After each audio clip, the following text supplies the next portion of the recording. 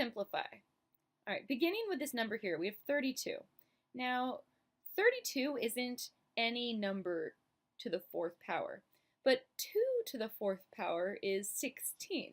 So if we rewrite 32 as 16 times 2, then we can rewrite 16 as 2 to the fourth power.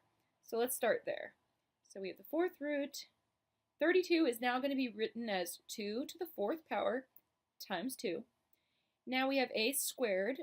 Because this number here is less than this number here, we're just going to have to leave this as is, a squared.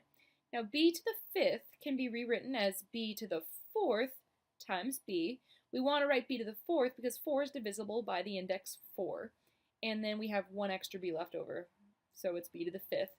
And then c to the sixth, well 6 isn't divisible by 4, but 4 is. So we'll round down to c to the fourth and then times c squared, so that we c to the fourth times c to the second power is c to the sixth power. So now that we've rewritten this with a bunch of exponents that have 4, we can do some canceling. So that fourth is going to cancel, this 2 will move out front, this 2 will stay under the radical. We have a squared, which we can't do anything with, so that's just going to stay as is.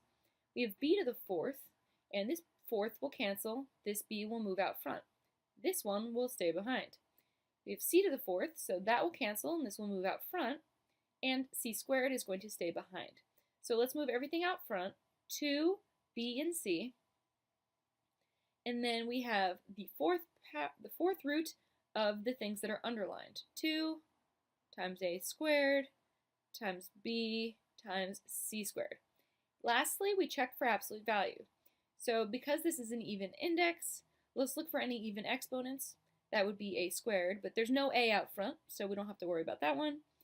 B, it has an odd exponent already, so we're not going to need an absolute value sign there. C has an even exponent, and outside here it has an odd one because it's c to the first power. So C will need an absolute value. That means the answer is D.